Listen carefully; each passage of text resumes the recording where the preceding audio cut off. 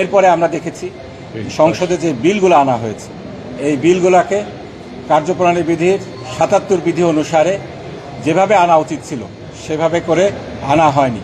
প্রসিডিওরের ব্যত্যয় ঘটিয়ে আমরা দেখেছি বিলগুলোকে দিনে দিনে আনা হয়েছে। স্পিকারের এখতিয়ার রয়েছে 3 দিনের জায়গায় 1 দিনের মধ্যে কাগজগুলো সরবরাহ করার জন্য, বিলের কাগজপত্র সরবরাহ করার জন্য এটা অনুমতি দেওয়ার।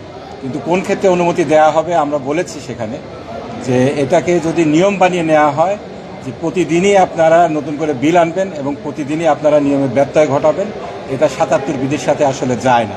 আমাদেরকে আগে কাগজ দিতে হবে, সংসদ সদস্যদেরকে বিলগুলো পড়ে এসে তারপরে আপত্তি উত্থাপন করার সুযোগ দিতে হবে। সেই সুযোগটা আমাদেরকে দেওয়া হয় না, এটা আমরা তুলে ধরেছি। আমাদের কথাকে অগ্রাহ্য করে এই বিলগুলোকে উত্থাপন করা হয়েছে।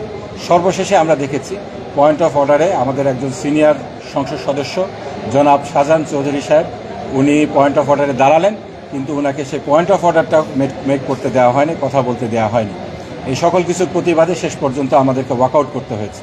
আমাদের বক্তব্য পরিষ্কার, এটা জাতীয় সংসদ, এখানে জনগণ আমাদেরকে নির্বাচিত করে পাঠিয়েছে, এখানে জনগণের কথা আমাদেরকে তুলে ধরার ন্যায্য সুযোগ আমাদেরকে দিতে হবে। সেই সুযোগ যদি আমাদেরকে না দেওয়া হয় তাহলে এই সংসদে থাকার আমাদের কোনো মানে হয় না।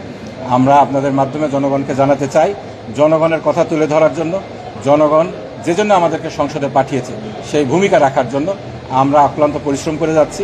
আমরা চেষ্টা করছি, এক্ষেত্রে জনগণকে আমরা পাশে পেতে চাই। আমরা সংসদের বাইরে এবং ভিতরে এই বিষয়ে সোচ্চার ভূমিকা রাখবো বলে আপনাদের সহযোগিতা কামনা করছি।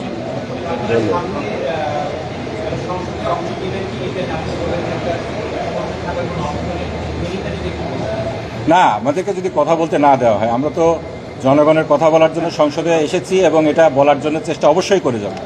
এটা করতে যে আমাদেরকে প্রতিবাদের যতগুলো ভাষা আছে সবগুলো আমরা অবলম্বন করব।